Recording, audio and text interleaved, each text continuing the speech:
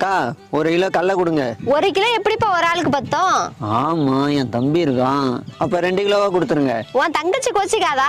சரி 3 கிலோ கொடுங்க. உங்க அப்பா கஷ்டப்பட்டு உழைக்கிறாரு. 4 கிலோ கொடுங்க. வாய்க்கு ருசியா உங்க அம்மா சமைச்சு போடுறாங்கல்ல. 5 கிலோ கொடுங்க. ஏன்பா உன் குடும்பத்தை பத்தி மட்டும் யோசிக்கிற? நாளைக்கு உனக்கு கல்யாணம் ஆகும், நாளன்னைக்கு புள்ள பிறக்கும். நாளன்னைக்கு எப்படி புள்ள பிறக்கும்?